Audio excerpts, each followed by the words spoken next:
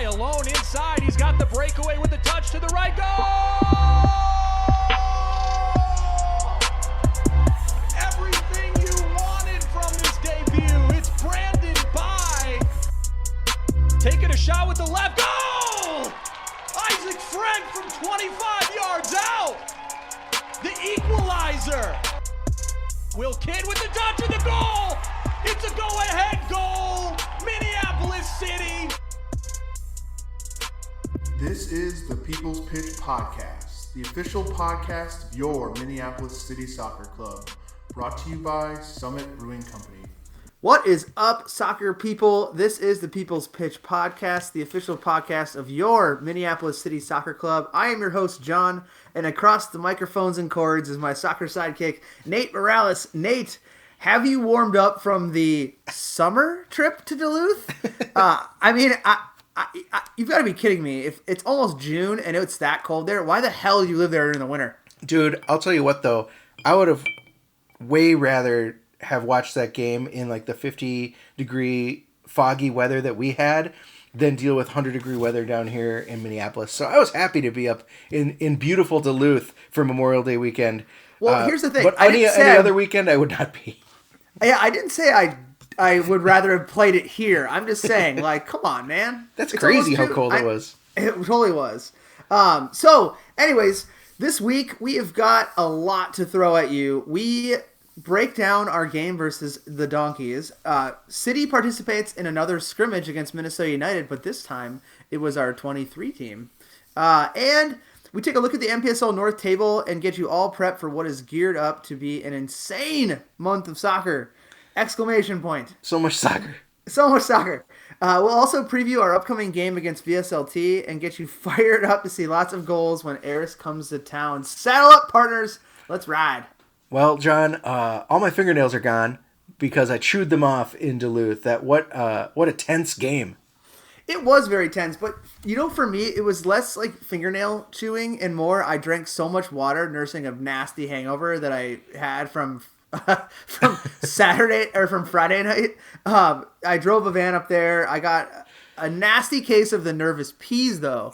So like I had so much like Gatorade and water in my system. It sucked, dude. I was up and down all game. Once the game was over, I fired up Murder 1, which is what we called our van, and I drove it home, and I didn't have to pee the whole drive. It was like the nervousness all got out of me in the first during the game. So but the pee was an excuse to warm up because those bathrooms are heated down there or up there in Duluth.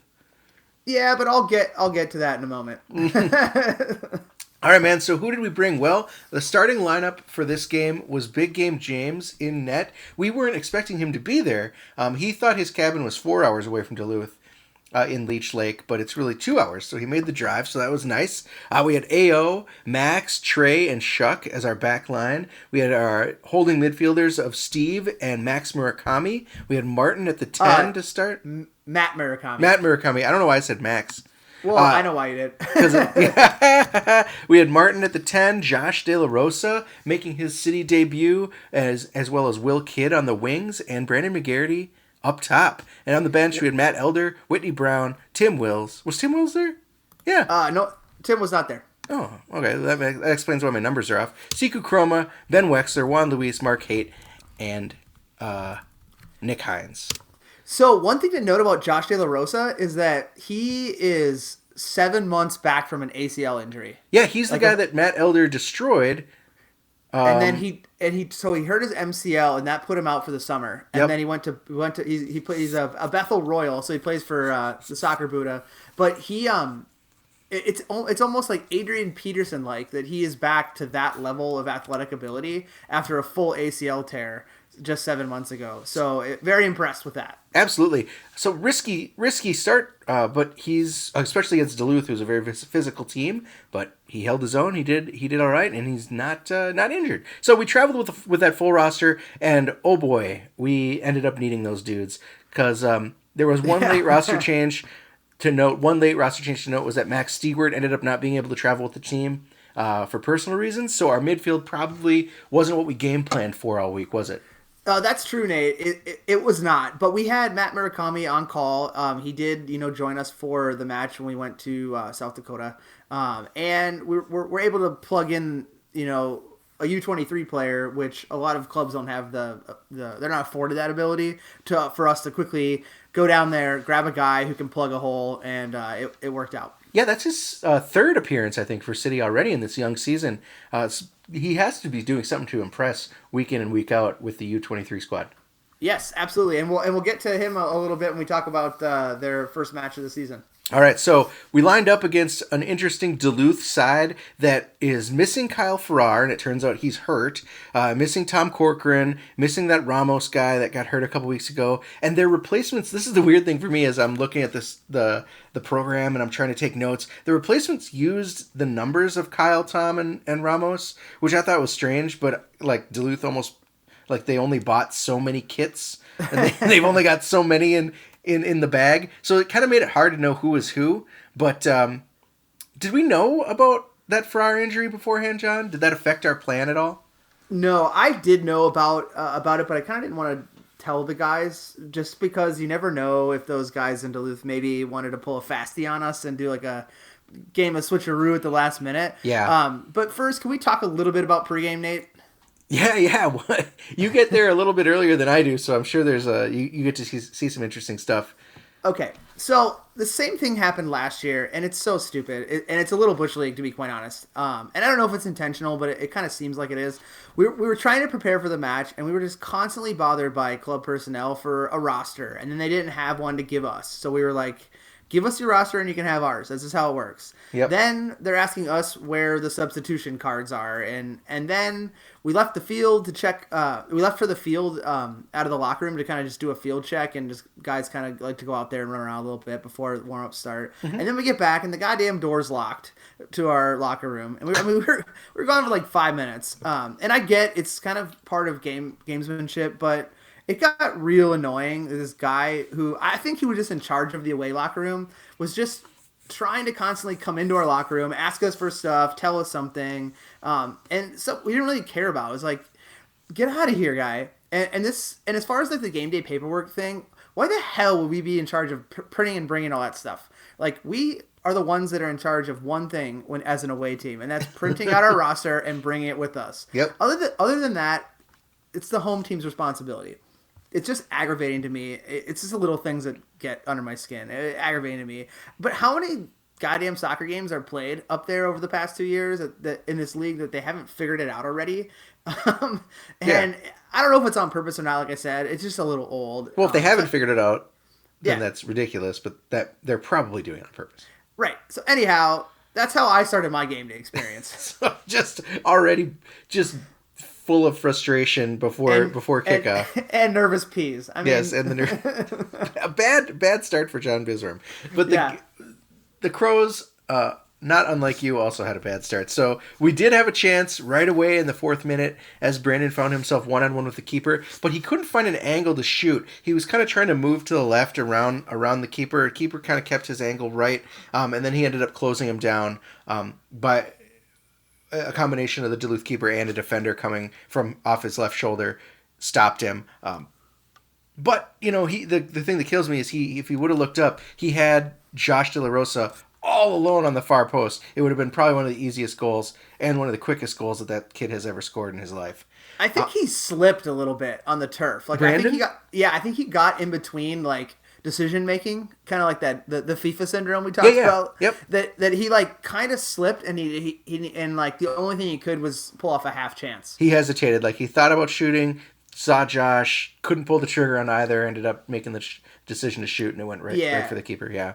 So early on, I would say this game is the exact opposite of our Dakota game. Like last week, we were able to hold possession. We were able to easily win it back. This week, we played a majority of the first half in our own third, struggling to stay on the ball, making really bad mental errors that should have put us down early. Like 9 minutes in, Steve gets a yellow for a bad tackle from behind, and that's just too early for your starting defending midfielder to get a yellow card. Now he's got to play 81 plus minutes trying to avoid that second yellow, hoping to not get it. And 15 and 16th minute, bad passing out of the back leads to squandered Duluth chances. Like there were two chances that they should have buried right in a row there. And at 21, a Martin foul leads to a Duluth free kick from 30 yards out. So again, my fingernails were taking a pounding, dude. Like 20 minutes into this game, and it looks like we are going to throw it away. And you had to be just grinding your teeth. Kind of. Still on that nervous P train. But we were, I think, respecting our game plan too much, I think. But we followed what we told the guys to do in some sorts, which was expect the long ball and then let them play all day in the back. Which we did. We hunkered down a little bit because we knew that everything was going to be long, regardless of who the striker was up top. We knew they were going to try to get the ball to their wingers and serve crosses in, and they did play that style. But I think we were a little bit too hesitant to pressure them. Mm-hmm. So I think the problem being, Nate, is when we got the ball, like you said, we were really deep and we didn't really move well off the ball at any level of the field. So with lots of side-to-side and backwards passing and nothing really going forward, it didn't make many mistakes, though, for us. So we didn't lose a lot of the ball in our third, but we just weren't dynamic to start the game. Yeah, I mean, I stopped counting because I was freaking out about it, but we, 4 times in the first 20 minutes in really significant spots that could have led to goals is a little concerning. But I guess it could have been worse. In the 23rd, though, Will Kidd gets served this long ball over the top from Brandon McGarity, who was playing very deep. He had come back. He had checked back quite a bit. And Will fights past defender on his right shoulder in order to, first of all, gain possession and keep possession. And then he puts a right-footed shot past the on-rushing keeper. And suddenly it's 1-0. Like, this is... Well, first, 2 things on this one, John. McGarity, first of all, was all over the field, depth-wise, side to side. He was trying to make some stuff happen, and finally it did for us in the 23rd, which is a little different than he'd been playing before, where he just kind of dances on that line and hopes to find a through ball. And second, that was a goal that was scored off of pure willpower. Get it? Get what I'm saying there? No, pure willpower, as Will fought for every inch of that turf, not only to get possession of that ball, but to fight the defender off and be able to rip off a shot. I was really impressed by that effort. The whole thing was actually created from something really simple that Chuck did. So he basically said, "Screw it," and when I say screw it, like, I'm not going to pass the ball side to side and try to switch fields. And he moved the ball forward, beating a guy with his patented shazzle dazzle step over, and he got into an advanced position. That caused their players to collapse on him at a higher level, into their defensive third, and then he finds the checking McGarity, who typically had a guy on his back, but in this case he had time to turn because Chuck created space for him by drawing players to him. So Brandon turned, and then rather than trying to dribble, immediately hit the forward advancing ball to a very dynamic run by Will Kidd, and there we are. We're up 1-0, and it just showed that when we do try to get dynamic, we make things happen. Yeah, the team's ready for it, man. I think Will was the only bright spot in that early going, because then he came right back down the field, fought off a number 8, I can't remember what his name was, and he put a shot kind of across the goal from right to left, just wide left. And I was thinking to myself, like, we're kind of playing Duluth's game at this point. We are only looking dangerous on long balls over the top to our guy, Will. Yeah, I thought outside of him scoring the goal, where he stiff-armed the shit out of that guy. Yeah, he shrugged him off, like swatted him away. It was pretty great. Yeah, he did the old patented Heisman stiff arm. But I thought he was the best player for both teams on the field. And like you said, our only bright spot. He was trying to make things happen. He fought hard for every inch. And I mean, Duluth is a game, when we play against them, it's tailor-made for his type of style, and it just showed. And I also found out that fun fact, he carries a bag of potato chips in a soccer bag to help keep cramping down. Oh, okay. How does that... What is that? Is it because they're salty, or you get the... I think so. I don't know. It's just another little fun fact that no one knew about Will Kidd. Interesting. He's a funny cat. All right. And then in the 37th minute, unfortunately, the lead would not last. During, I think, some messy play in front of the net, a few missed opportunities for a clearance, this Soru Wakabayashi finds the ball at his feet. Great name, by the way. It is a sweet name. He finds the ball at his feet, and he just calmly finds a passing lane over to Garga, who did not miss, and suddenly it was 1-1. This felt like a goal that was born of the mistakes and the sloppiness that really was a long time coming. I really don't want to talk about their goal, Nate. It's just like you said, it was a total bucket of slop. It was a good finish, but we got disjointed centrally because one of our center midfielders had deviated from the plan of staying connected and went kind of rogue to try to apply some pressure, and the rest of the team just did not follow suit in behind him, and it created a huge gap in the middle of the field. So that resulted in the initial pass that they played in from the back line to their center mid, their number 6 in the center mid, and then our central midfield players had to step to that player, and what it did was it allowed him to get the ball out wide to this guy Wakabayashi, and instead of it, it created a 1v1 with him instead of a 1v2. Where a center midfielder could slide over and help and maybe cause him to go backwards. But he just took what we gave him. He beat 3 players on just, I don't know how, who were occupying their other assignments at the time, and then slotted just a dribbling pass through. It was a good first touch by Garga, and then he finished 1v1. And Wakabayashi. Can I say this? Yeah. Wakabayashi was named to the league team of the week. He's not that good. And he had 1 assist on basically a busted defensive assignment. Can we get over that players who are average get attention versus us for doing pedestrian soccer things? I kind of find it gets a little bit old. Unless it's a culmination of what he did during the Snooze Fest versus Med City, since he had 2 games last week. Yeah. But that was just him wasting long ball after long ball over the top. Yeah. So I'd like to see the rationale for that nomination. If anyone, I would have given it to Joe Watt. I thought he played a fantastic game against us and was their best player of the night, including the guy who finished the goal. So yeah. I saw that today. I was like, come on. So really? I get that the good people from the NPSL probably don't watch every game, but that means that you'd have to look at the box scores and think that a clean sheet and an assist over the course of 2 games is as worthy of a Player of the Week nomination as a hat trick. I don't know. Whatever. That seems strange. And if they did watch the games, they would know that he wasn't that great. But anyway, so the first half is over. And my thoughts are just City was looking iffy in the midfield especially. We were pressured out of possession very, very frequently. We spent way too much time in our own third. Super dangerous. I could not believe we got out of that first half having given up only 1 goal. But so far, Duluth didn't have to pull out any of their dirty tricks, which feels pretty good. So what gets said in the locker room when you squeak through one half only tied 1-1?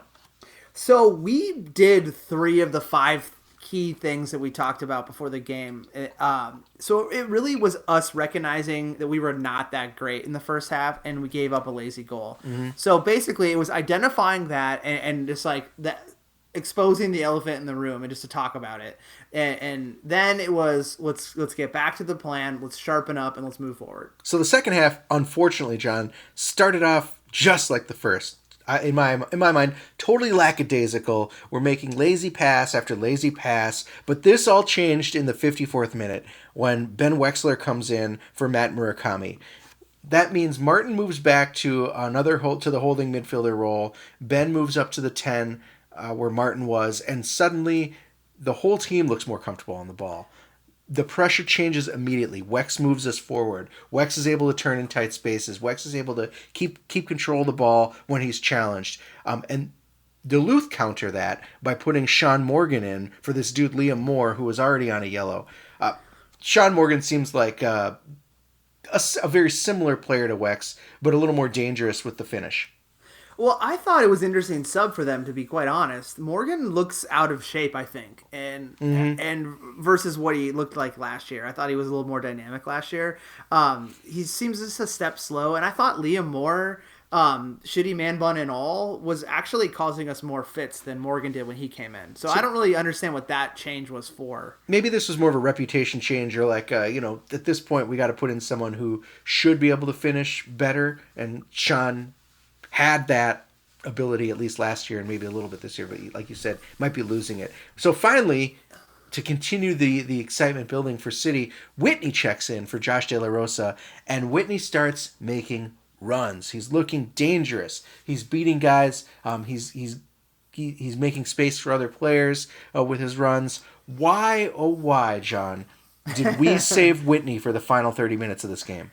Whitney came out of training this week with a groin injury. And it's nothing too serious. Obviously, you saw he could play, but it was one that we had to be cautious of. So you kind of get put in a dilemma. If he starts and he tweaks it again early, because he wasn't a full 100%, then we're right back to the drawing board. So our thought was, let Josh get in there, use his energy, run their guys down, and then insert a fresh Whitney to kind of bottle up his action a bit in a smaller period of time. Yeah, it was nice to see Whitney come in. I think the one thing he had over Josh, obviously beyond that ability to make runs, is, Josh did make some iffy decisions with the ball. He was part of the problem kind of in our midfield as everyone was hanging back and trying to move from side to side. But, again, first start for City, usually on the U23 team, and coming off of an injury just 7 months ago. I think 60 some minutes of work was great for him. Mm-hmm. Yeah, great. So at 70 minutes, Juan Luis makes his City debut. It's a night of firsts for Minneapolis City and Duluth. Juan Luis comes on for Brandon McGarity, and at this point, both teams are going to start to push for points because we've got two speedsters with Juan, we've got really three speedsters with Whitney moves to striker. Then we've got Juan and Will on the wings, going forward with more directness, more frequency, and I'm thinking like something's got to give. Either someone's going to score or someone's going to get beat on the counter. But really, none of that happened at 80s. Instead, in the 87th minute, AO gets pushed down from behind after a hard challenge. So he makes a hard challenge to stop the counter, which we saw coming, which is fine. But then he's pushed down from behind into the player that he had just fouled, just been called the foul against, who is Garga. And who the fuck do you think is right there in his face when he tries to get up? It's that bitch Sean Morgan. So of course a fight's going to start because AO is a hothead and Sean Morgan knew it and he came after him on purpose. And Joe Watt comes over and pushes Max down for no reason. James has to pull Steve out of the fray. This here, finally, John, is the Duluth team that we are expecting to see 3 minutes before the end of regulation. And, of course, the line judge just stood there and watched. Did nothing. He did literally nothing. Didn't even raise a flag. His only job, right? Call the foul, do something, talk to the ref, to the ref, and tell him what you saw. I think only 2 yellow cards out of this, AO a yellow and Sean Morgan a yellow, was so surprising considering there was an unwarranted shove. There's probably some punches thrown in that scrum. Who knows? Well, and I think the thing, when you talk about Joe Watt pushing Max down, I think he just put his hands on Max to kind of get him out of the fray. You think that was a flop? Oh, I think so. I think so. It didn't look like it from the when I watched the replay, but of course, like you said, the replay is a little deceiving in some cases. So I've been waiting to talk about this all week. So the foul was a hard one, and AO was the aggressor, and he was called for that foul. He wasn't trying to be dirty. If you watch the tape, he was just, like you noted, trying to stop the counterattack because they had numbers behind. And that's what a defender is supposed to do. So I'm not saying that we're given a pass here on this one. That sparked up something. So he pulled the guy down. And look, people, everybody needs to get over the fact that the games versus Duluth are going to be chippy and calling each other out for things on either side. It's gonna happen, so we got to deal with it. What what I don't like is just because both players went to ground that Sean Morgan came running in, like you mentioned, and retaliates right after. And it wasn't even close. Like, Ao and Garga, like, they got up, they picked themselves off the ground, and they were totally ready to move on. Yep. That's why Ao gets pushed from behind in the back, and the whole thing starts at that point. So, like I said, it wasn't City's fault it was City's fault for the hard foul, but the bullshit that followed after was all Duluth's fault. And I just get tired of it. So I'll give our guys credit that they went in and tried to get AO out of trouble, a little bit of peacekeeping there, and then to see other Duluth players rushing in and pushing guys around, like, that's the kind of shit that the refs have to stop. It's no new thing that they do that kind of stuff, and the league has to notice it, and the referees have to do a better job of it. So it was really just dumb shit across the board on both sides, and look, it looked way worse on tape, like you mentioned, than it did live. But my favorite thing was James carrying Steve out of the pile. Yeah. Like, there's just a bunch of bodies in there, and then you see Steve being carried out like a toddler tossing a tantrum. It was awesome.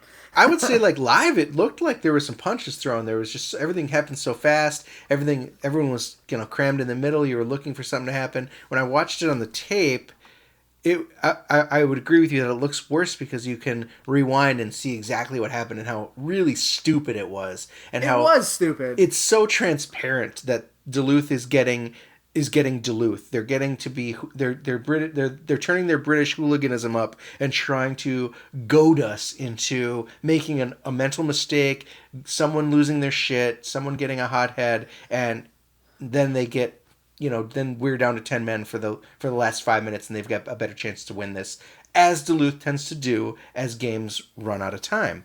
Mm-hmm. So I'm glad we got out alive for the most part of that, just a couple yellows. But one last development before the end of the game. It happened right in front of me. Wex went after a 50-50 ball. He was kind of sweeping the leg, and his leg hit the other guy's leg, and he screamed immediately. He got up, he tried to put some weight on it, didn't work. He was done. So we're gonna get back to that in sort of a post-game injury report. But he was down and out, and it was really worrisome for the guy that was really the spark plug to any city creativity for the second half. But in the end, after some more physical play, Siku Chroma goes down for a little bit, and I'm thinking, like, we're out of subs. This is going to suck. Yeah, right. We were able to kill the game and come away with a 1-1 draw. Last week, you said that our keys to victory were playing a complete game and coming away with points. Another one is play our game and don't allow ourselves to be kicked out of the game, even though Sean Morgan tried. And finally, to convert our chances. So 3 out of 4, John, that's not bad. I'm starting to get good at this stuff, Nate, aren't I? Yeah. So, I thought one thing too was because all these guys were dropping and we'd already made all of our subs. You saw that Mark Haight actually slid into the central midfield to kill the game. I did see that, yeah. And it was good to see that he had the ability to do that, and we know he can. But the funny thing is after the game, he was saying, he's like, I got in there and I was talking to Steve about what he wanted me to do, and Steve was like, dude, there's 2 minutes left, just fucking run around.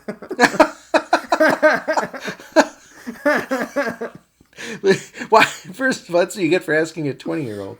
Yeah, like, what do you want me to be? Just do something. I don't know, man. Yeah. So I think outside of not finishing, we did all right, Nate. And every time we can keep a team from taking all 3 points from us is super positive on the road, especially. But I really do think that, if I'm both teams, if we were full strength and healthy on either side of the coin here, that there would have been more goals in this game than there were. Yeah, John, I think you could say that we escaped with this point, but with the Duluth roster being what it was, missing 3 of their key players, I think that we may have squandered 2 points, but I guarantee that they're coming away from this thing thinking the same. Oh, for sure. I mean, if I were them, I'd be pissed about this one. I mean, we gifted them a chance back into the game with kind of some sloppy defending, and then they countered our changes with, putting on Morgan for a guy who was less dynamic, for a guy that was actually causing us fits. And then they put in another center back, I think, who could just kick the ball further. And I don't know why they would do that. But they missed just as many shots at a winner as we did, if not more. And if I look at that match, it's the flip side of what we saw last year. We started out not getting the results we wanted and dropped some points at home, and they've struggled this year, and they can't be happy about this draw. And I believe it's 4 draws in 5 matches, with their only win coming against Aris. Yeah, it's unbelievable for Duluth. Right, so Nate, player of the game. Okay, so my player of the game is Will Kidd. I think we mentioned it earlier. He was the lone bright spot in our first half with his physicality, his tireless work rate, of course, his goal. Got to respect everything that Will was doing for the team out there. Right, exactly. I think my player of the game is AO. I think that he's played fantastic all year. Yeah. I think that he finally is over he had hernia surgery the beginning of last year, and I think he's finally fit from that. And he loves playing soccer, so he plays a lot of it. And I think that he's just showing what he can do when he's in shape. I mean, his challenges are most times than not timely. You know, you think about the one that caused the fricas, the dust up, whatever you want to call it. But outside of that, he's just playing good soccer, and I think he shut Joe Watt down and limited his dangerous points, even though I thought he was the player of the game for them. So I go with AO. That's good. I think I would agree with your assessment as well. I think there were a number of times, especially late in the game, last 5 minutes, last 10 minutes, when it was starting to get real dicey, and we were absorbing quite a bit on the counter, quite a few crosses, and AO was, as usual, a very solid defender. So, John, finally, what can you tell us about these injuries we picked up? We know Wex went down. We know Brandon came off with an injury. We know Siku was down for a little bit. No game against Duluth is gonna see any team come out unscathed. Right. So what can you tell us about how we came out of this one? Well, so Wexler's injury is kind of still in the balance. He was at training this week, and he was moving better than he did after the match.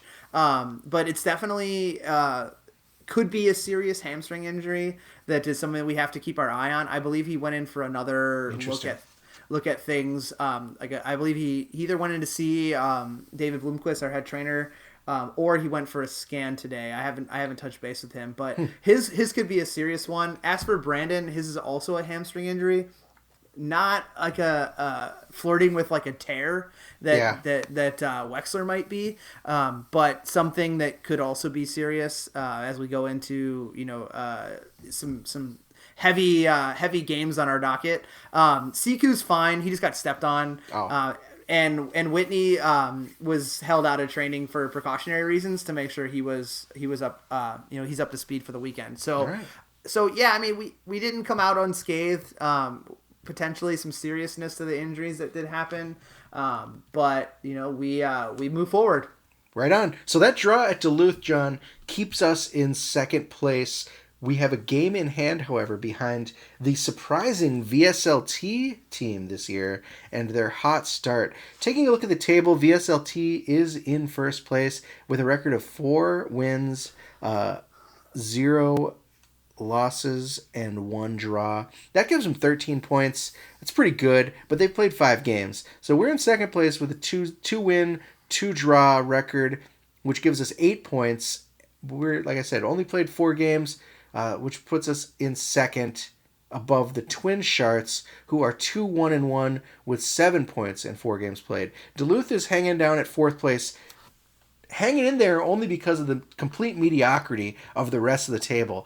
They've only won 1 game, like you said, against Aris. They've got 4 draws otherwise on the season. 7 points still, pretty decent, but that's 5 games played. So we're looking real good compared to them. Med City, Wednesday night, beat Sioux Falls. Duluth and Dakota drew on Wednesday night, so that's kind of where these draws come out of and these extra victories come out of. The Med City now is 2-2-1, finally starting to win again. They have 7 points. They're behind in goal differential with 4 goals versus 6 for Duluth. Dakota languishing down there in 6th place, 1 win, 2 losses, 2 draws with 5 points. They've got a -5 goal differential. So even if they start winning, they are at a massive disadvantage here, trying to make these playoffs. And they've got 5 games played. Sioux Falls, like I said, dropped that game to Med City. So they're at 1 win, 3 losses, and a draw with 4 points. And of course, Aris at the bottom of the table, 0 wins, 5 losses.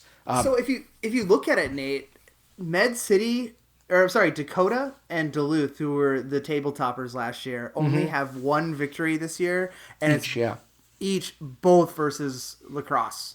Yeah. So if I'm them, I have to be thinking like, what happened? What? Yeah, that's for sure. And I think they both did get a new coach, didn't they? Yeah, they did. Interesting. The only thing I would be keeping an eye on is that the Twin Sharks are right on our heels. They've also only played 4 games, so these next games coming up in the next couple weeks are going to be important. Like you said, Duluth, total disappointment this year. Dakota looking like a near disaster. So, but John, what I want to do right here real quick is look ahead to the month of June. We have 9 games this month, which to me feels insane. Of course, it would have been 8, but we had to get the game against Twin Stars rescheduled for later in June. But I'm going to look on the bright side here, man.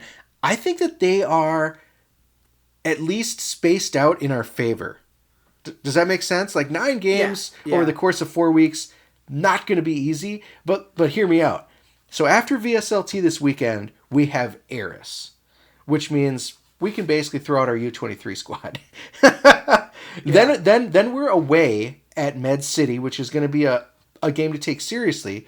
Then there's the Thursday reschedule away at the Twin Sharks, which is basically a home game. So it's not like there's any travel involved after that, drive down to Rochester. And we've got a good chunk of rest. And we've got 3-4 days rest before we play the Twin Stars. Then we're home against Sioux Falls, who again we can ease up on some of our starters, maybe rest them, because home against Twin Stars next, then away to Aris, which is, again, I hate to say it, but a free space, and then we're home for VSLT and Duluth. So despite these tight turnarounds between games, it's almost like every other game is one we can rest up. We can use as a way to recuperate and just kind of keep warm, right? Right, I would totally agree. What we also get, like you said, is little travel coming up. As you see the second half of our schedule, it is favorable to us. And I mean, if we can crack the code against VSLT this weekend, we have a game in hand and own the head-to-head points then. And if we continue to grind out results until guys get back and fully healthy, you could see us building on a already good position as we kind of unfold the first half of the season. Yeah, so if I were you and I was playing Fantasy Manager, or if I'm playing Fantasy Manager and you are obviously the football director, I would say, look, throw everything we got at VSLT, knowing that we don't have to worry about personnel issues coming up on Wednesday. We can play our game on Wednesday. We can throw our guys out, and we don't need to rack up the goals, but we're almost guaranteed a win here. Don't want to, there's a 0.001% chance that disaster strikes, but I doubt it. Then like I said, we can send our full squad against Med City, full squad against the Twin Stars, rest up against Sioux Falls, full squad against Twin Stars, rest up against Aris. This is going to be great. But the first thing we have to do, John, is figure out this VSLT game on Saturday. What's going on with this team? Why are they so good all of a sudden? Okay, it is Derby time, folks, despite whatever the Duluth supporters group says last week was. So we traveled to the Jimmy this week for the Green Line Derby on Saturday. For those of you who don't get that reference, now is the time where you turn the show off and you go to bed, because you got to figure it out. Well, there are people that could be listening from across the world, John, through the magic of the internet. Okay, so I'll bite. The Green Line is the train line between Minneapolis and St. Paul. There we go. There you go. And so we're in Minneapolis City. VSLT plays in St. Paul. Green Line Derby. So there you go. Green Line Derby. We won the series versus VSLT last year, winning our first match of the year, 1-0, and then clawing back in a great game at home, 2-1. Yep. In a must-win scenario. They've leveled up this year, Nate, almost completely rebuilding their team in quite a few key areas and sitting on top of the table, as you noted.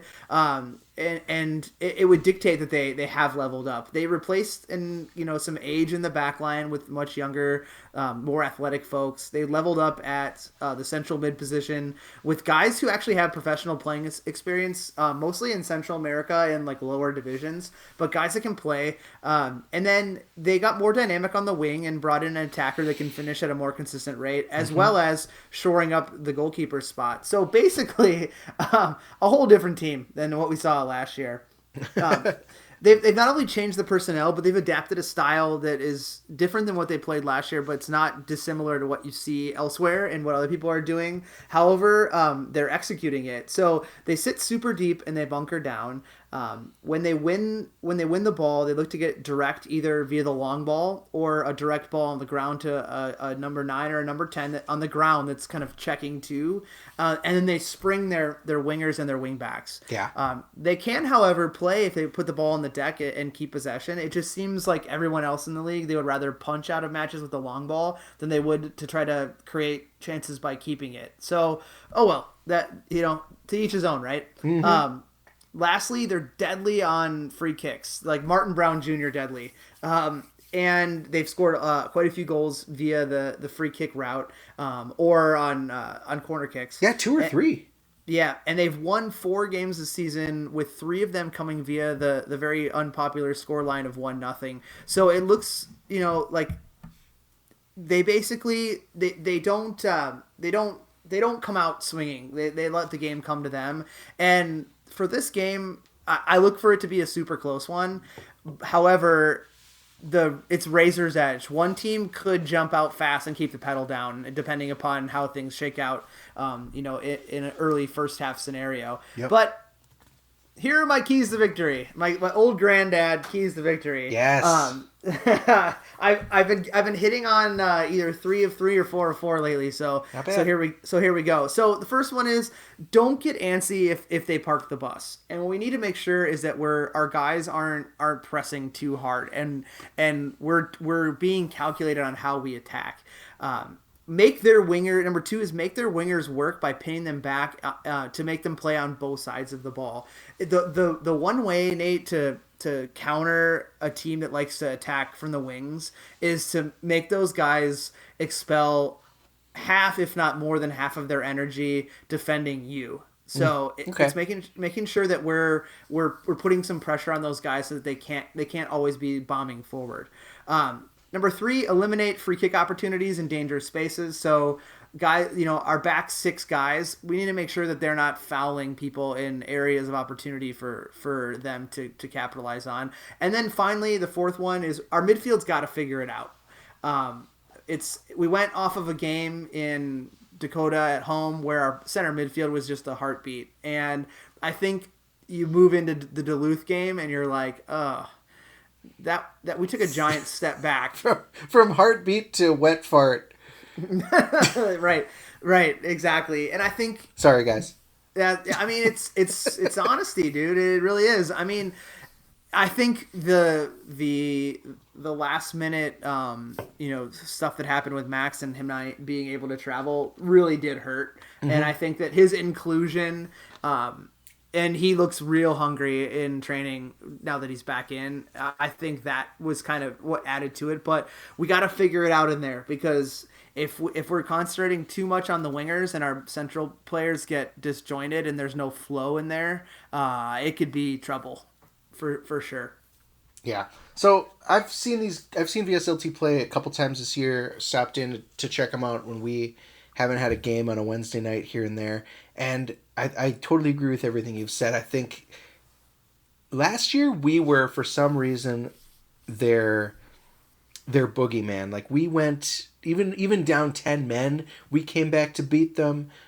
We came back to beat them at home. It was something that we just had this team figured out. We were perfectly matched for them, and I think that has not changed this year. When you talk about a team that likes to push it up the wings, when you talk about a team that likes to bomb forward, we have the guys to challenge them on the wings and to not let that happen. With AO, Chuck, Mark Haight, even Nick when he comes in. So I'm excited to see how we can pin them back and how our midfield can work through their, I'm going to say, weaker midfield. It's going to be cool. So the Green Line Derby coming up, City at VSLT. That's at James Griffin Stadium, which is on the campus of St. Paul Central High School, Saturday, June 2nd at 7 p.m. Hey, I've done a little scouting. Kids under 12 get in free, so bring your kids.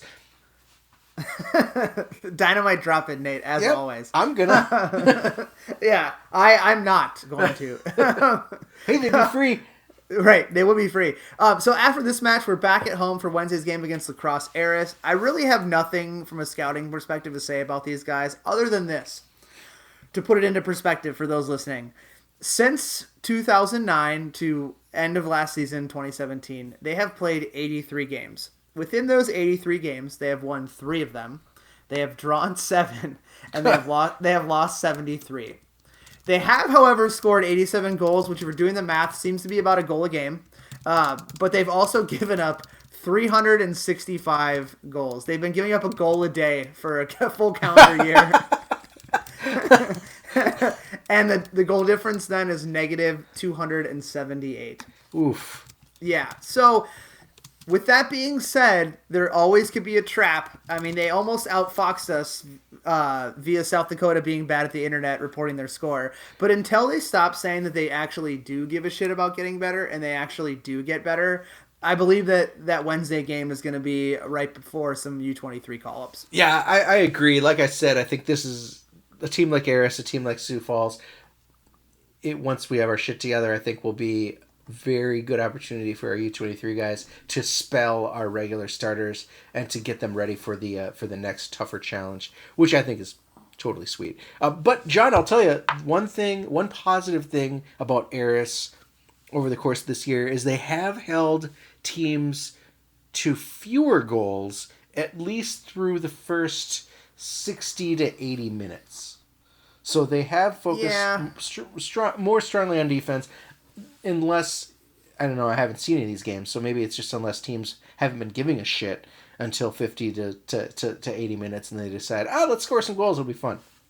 Right. I mean, I think, it's going to be a case of classic Aris. Like, we're going to get them at a point where they're traveling on a Wednesday. How are they going to travel midweek? And are guys really going to give a shit on their team anymore? You can only get beat so many times in a short season and be like and care, and we could see that happening again, but I don't know, who knows? We'll find out. We'll find out on Wednesday. Minneapolis City versus Lacrosse Aris, Wednesday, June 6th at 7 p.m. This game will be played. It's a home game, but it's going to be played at Hopkins High School, which is at 2400 Lindbergh Drive in Hopkins, Minnesota. I guess there's something going on at Osseo that night, so we've got to move. But thanks to Hopkins for accommodating. Again, $8 online ahead of time, $10 at the door. This is the game to go to if you want to see a lot of goals. It's going to be a fun Wednesday night, John. You're gonna vacillate between feeling really awful for the Aris goalkeeper and feeling really good for all the City players that you're seeing score goals. Yeah, we hope so. So, shifting gears here a little bit, time to talk about the Rookery, the young Crows. Croventus, yeah. So, our U23 season kicked off last night in their first match as a part of our organization. And what better way, Nate, to start off the first ever match for these young Crows than to play against Minnesota United? Jesus, how could you? Why would you do that to those guys? Why not, man? Get to play against an MLS side. Yeah. So the Rookery started off their season with a 5-1 loss to Minnesota United last night in a closed door match, as they all are, because for them it's a training match. For us, it's more important. But we saw Matt Murakami score a belter of a goal off of a slick pass from young high schooler Ken Love Sloan across the middle. Wow. And yeah, he hit a one touch past the defender and then hit a left footed screamer, and you're like, holy shit. Where was this? I didn't know that guy could shoot. Right. Exactly. So, they were actually under pressure, as you can imagine, most of the match, but they dug in, and they defended well. And hats off to Troy Luegi and Luke Anderson, the goalkeepers, who split time and kept it very respectable. It was actually 0-0 at half, and then it went 2-0 into the 80th minute when that's when we pulled that one back, and then the professional side of soccer kicked in versus a tired set of Crows who are not game I mean, they've been training and doing some 11s against our MPSL team, but they haven't played a full 11-a-side game together, so a lot of tired legs out there. And then it saw them the professionals kick it in and score all 3 goals off of their only 3 chances in the last 10 minutes to the 5-1 score line. So wow.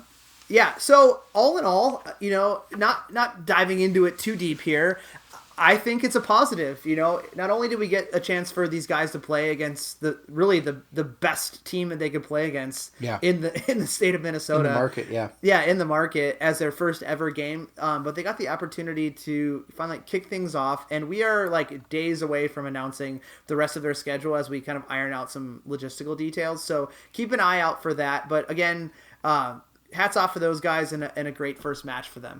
And there probably is an opportunity for us to eke out maybe 1 or 2 more matches against them, 1 for each side. Our MPSL team has a full plate ahead of it, so you think that if we do get the opportunity to play them again, which I do believe will happen, that these guys are going to get another chance. Yeah.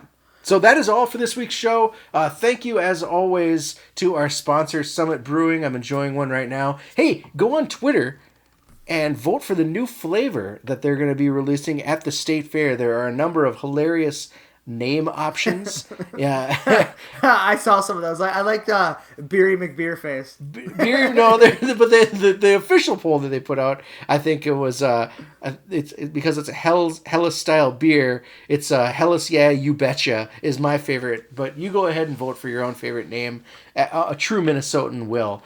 Summit. A more meaningful brew since 1986. It is never too late, by the way, to buy a membership for 2018. We're barely into the season. For only $65, you're going to get a cool season pass to all city matches this summer, including the remaining NPSL games, as well as the upcoming U23 games, as long as they're not against Minnesota United, as well as a classy new membership scarf, and, of course, a vote so you can have your say in the direction of local soccer. Go on over to MPLSCitySC.com and purchase 1 or 5 for your whole family right now.